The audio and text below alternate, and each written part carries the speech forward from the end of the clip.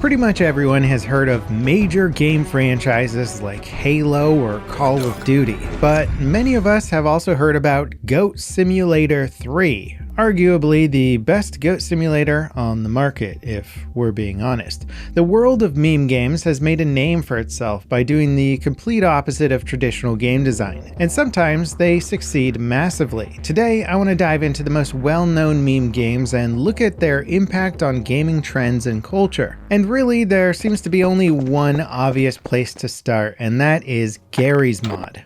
Now, Garry's Mod, of course, began as a mod project, leveraging the fun physics of the Half-Life 2 source engine to create a playground-like experience where gamers could design their own worlds or even games, and that's exactly what happened in mass. Originally released as a mod in 2004 and later as a standalone game on Steam, Garry's Mod saw an out-of-control roller coaster of success. Trouble in Terrorist Town, Prop Hunt, Death Run, Murderer, all mods for Garry's Mod came into existence purely for the point of having a goofy time with friends. These games were as iconic as they were janky. Usually just built by one or a few people, there wasn't much time spent on polish. But fans were quick to adopt these extremely janky looking experiences, as the aesthetics really just added to the experience. And the communities around these games were the first to benefit massively from social media exposure. Big gaming personalities like CNanners, PewDiePie, and Markiplier found much of their early success by making videos of Garry's Mod games, and most of those videos are just them goofing around with their friends to the tune of 10 million views per video.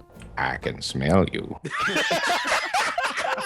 And it brought players into the goofy gaming scene in droves, leading to 20 million sales in Garry's Mod over its lifetime. Garry's Mod has also been one of the most watched games on YouTube and Twitch. Today, the very weird Skibidi Toilet brand of meme content is getting millions of views per video on YouTube, and nearly all of them are built using Garry's Mod. And if you're wondering why anyone would watch Skibidi, well, I'm kinda right there with you. It's nightmare fuel as far as I can tell. But ultimately, Garry's Mod played a pivotal role in basically setting the market up for more developers to take a stab at wacky games.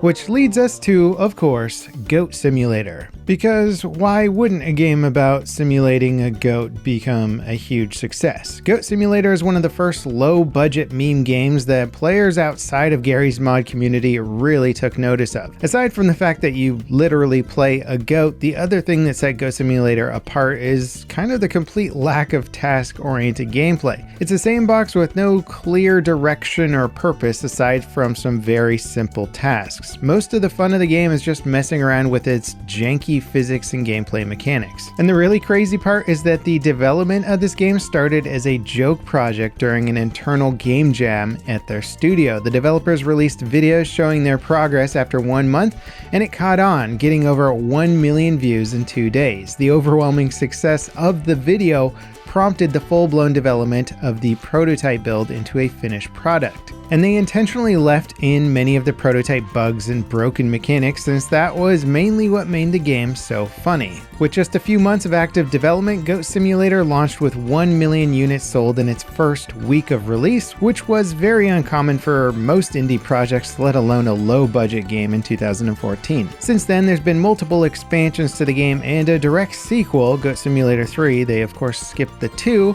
and the franchise has amounted to lifetime sales of over 5 million units, which is pretty impressive for such a ridiculous concept. Now, while a lot of the content around Garry's Mod was making waves online, the king of meme games was slowly taking over, and that, of course, is Roblox. Like Garry's Mod, Roblox was designed as a create-your-own game experience, but aimed at younger audiences. Originally released in 2006, the game actually spent a lot of its early years relatively unpopular, at least compared to what it is today, until around 2010 when it saw rapid growth from a max player count of 1 million active monthly users to 5 million by the end of the year. And from there, it started adding a minimum of 10 million more active players per year until it spiked in 2016, jumping to 100 million players. And today it's sitting at over 340 million players who have downloaded the game, with 40 million added just this year. Of course, the free-to-play model of Roblox really helps bring the younger audience in who don't actually have the funds to just buy whatever video game they want. But what really makes Roblox such a meme game is just the sheer jank of the whole platform. Aside from the visuals looking like a low-budget Mario 64, the platform generally had no protection against cheaters, leading to all kinds of insanity, which oddly doesn't deter people from playing the game. In fact, a cheater jumping into the space to kill people and cause mayhem probably just adds to the overall Roblox experience. The most popular games to play on Roblox are arcadey role-playing games like Brookhaven, childish horror games like Piggy, where you have to outwit a killer pig, and competitive PvP shooters. There are some standout experiences with custom assets and more mature presentations like the Call of Duty 4 clone Frontline, but for the most part, the average Roblox experience are a bunch of janky looking characters running around low poly levels doing random tasks.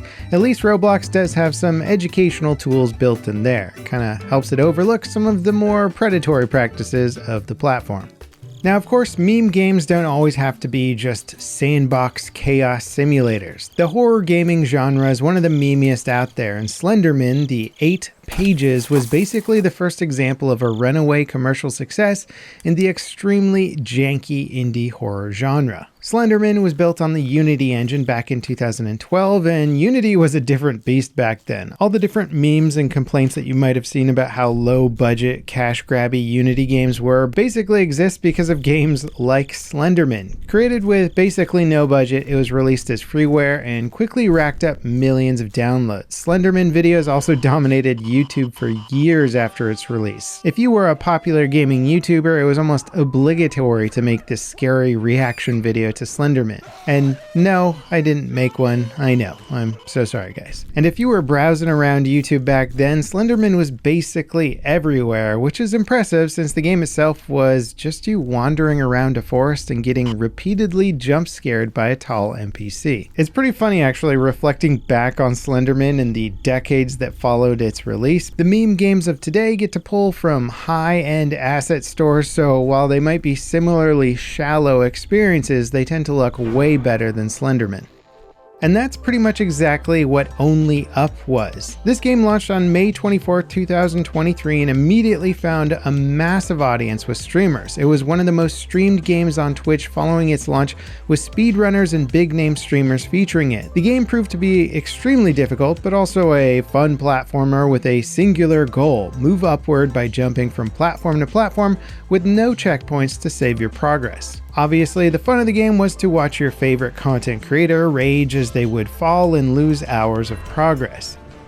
How was I supposed to know? As the game grew in popularity, players quickly noticed a variety of assets like 3D models and sound effects from other games like Minecraft and Final Fantasy VII appeared in Only Up. The entire game was pretty much just one giant asset flip, but unfortunately for the creators, they used unlicensed assets which seemed totally unnecessary to the game's success. On top of the mounting criticism that the game was unpolished and poorly optimized, Valve delisted the game on June 30th because of all the copyright claims. Earlier in the month, it was averaging 85,000 Twitch viewers a day. For context, Counter-Strike 2 currently has around 90,000 viewers a day just weeks after it launched, and it's the number 4 most viewed game on Twitch. For an asset flip cash grab to rival that is frankly insane.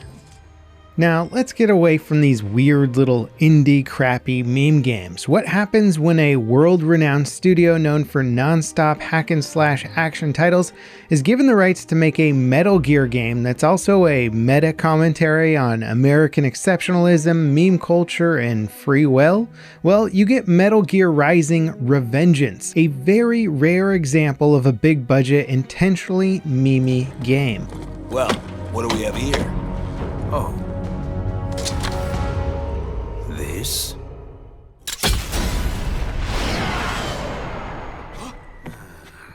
Whoops. Revengeance is the embodiment of I want to go fast. Your block button is actually an attack button. Your attacks have the potential to slice and dice enemies into a fine salad, letting you grab and crush their spine to refill your health and energy. And the whole combat loop is designed around the philosophy that the player should never slow down. Every attack blends seamlessly into the next, whether you intended it to or not. That said, the game is still actually a game with real skill needed. At the maximum difficulty level, near perfect timing is required, as enemy attacks can often kill you in one hit, demanding that you parry or dodge literally every single attack thrown at you in a playthrough. But what made Revengeance stick around in pop culture since its launch in 2013 is that the story, character, cinematic, music, everything about the game is just balls to the wall, over the top, as is its combat. The big boss battle at the end of the game is against a fictional US Senator, Stephen Armstrong, whose goal is to instigate a war between the US and Russia so that the New World Order can rise from the ashes and rule the world.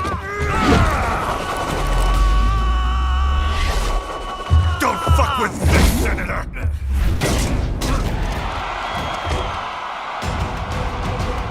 Seems like a solid plan to me, and every second leading up to this fight is just as crazy, throwing out homages to classic spaghetti westerns, action movies, rock music, and more. Characters will spend entire cutscenes explaining how memes are the foundation of human culture, only to get eviscerated by your sword in an epic boss battle moments later. Metal Gear Rising: Revengeance is like a love letter to meme gaming, while also being incredibly good and fun at the same time. Now, looking at the culture of meme games, they have clearly taken on a life of their own, existing in a somewhat symbiotic relationship with social media culture, providing silly, ridiculous gaming content for content creators while gaining tons of free marketing in the process. Most of these games fall flat on their face, but the ones that make it big. The relative ease and speed of modern game development has also allowed for a flood of titles to occupy this space, and it's clearly here to stay. Let me know in the comments what meme games you might be embarrassed to admit that you may have played or watched a bit too much of. Also, don't forget to subscribe and hit that notification bell so you can beat that YouTube algorithm. And next up, check out this video of the best looking video games ever made in 4K. As always, guys, thanks for watching, and I'll see you next time. This is Level Cap signing off.